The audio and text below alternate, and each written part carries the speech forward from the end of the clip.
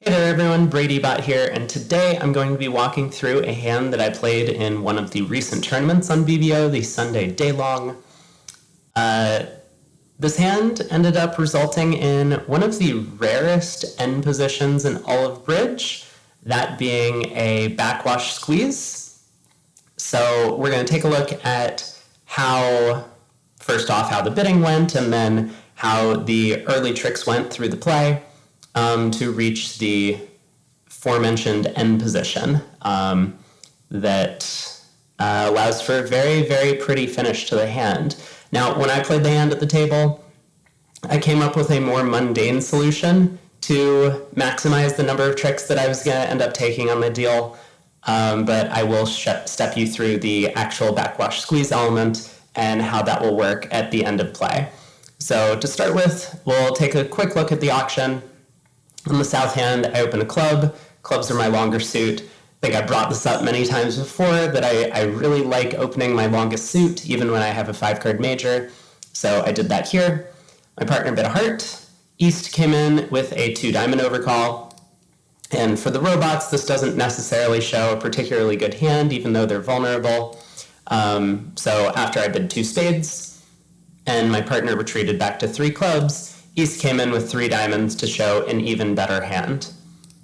I bid 3 spades to complete the description of my hand, showing my shape. And partner elected to jump to 5 clubs, which passed out. We got the opening lead of the 5 of hearts, and the first thing that we note is that West didn't lead a diamond to trick 1. I think this 100% suggests that diamonds are 7-0 between the opponent's hands. So we'll keep that in mind as we continue the play. The play for the first several tricks is not particularly challenging to figure out what we're supposed to do.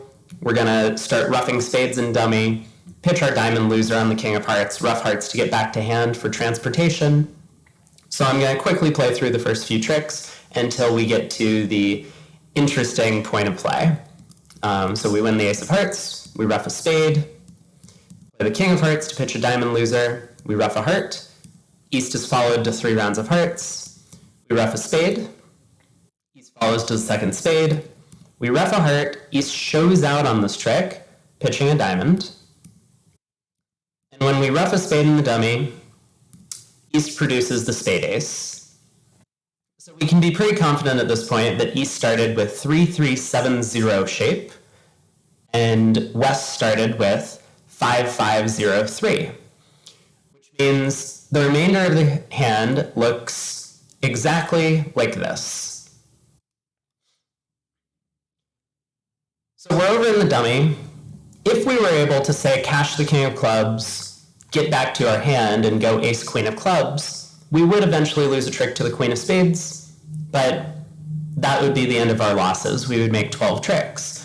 Unfortunately, due to the blockage in the club suit and no quick re-entry to our hand, we can't just pull trumps. That 10 of clubs really is going to grow up into an extra trick.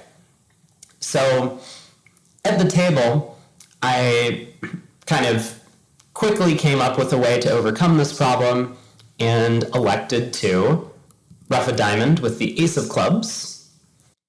West on this trick elected to discard a club, which was kind of a funny defense. But there's nothing West can really do. If they pitch a spade, then the jack of spades becomes a trick, so eventually we're going to lose a club. If West pitches a heart, as they could have done, maybe a little bit more interesting, I was going to play the king of spades to cash this trick, rough the jack of spades with the king of clubs, and now when I rough a diamond back to hand, West can overrough my 5 of clubs, but is end played into leading a club into the queen 9. So this was kind of my plan, and this results in taking 12 tricks. So to finish up the play, king of spades, spade rough, diamond rough, and West being, ever resilient about taking that 10 of clubs, eventually got it at trick 13. But 12 tricks been made.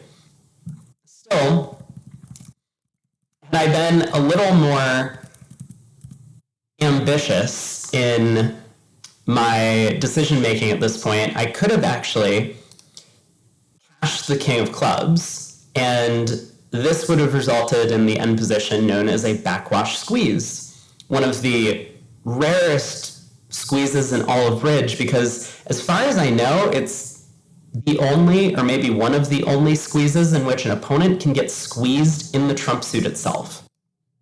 So here's what could have happened if I had cashed the king of clubs. Now, again, we're in this situation where the jack of spades is a loser, West has the queen of spades protected, and when I try to get back to my hand, I'm forced to lead a diamond off dummy. If I ruff with the nine of clubs, West just gets to overruff and exit back to my hand, and it seems as if I might end up losing both a club and a diamond spade trick. But when we ruff with the ace of clubs, ruffing high, kind of similar to the plan of attack that I had produced when I played the hand myself, West gets squeezed in three suits. Now, a spade discard obviously gives away that queen of spades that could otherwise be a trick. We could just play king of spades, jack of spades. Eventually, West gets the 10 of clubs, 12 tricks been and made. A club discard also would blow a trick in one of the black suits, so it looks as if West can kind of get away with pitching a heart, but now that West doesn't have a safe exit card in the heart suit, West does get strip squeezed. So we could in fact play either black suit at this point. A simple way is to go queen of clubs and throw West in with the last trump to lead a spade into our king jack at the end of the hand. And we'll make 12 tricks this way.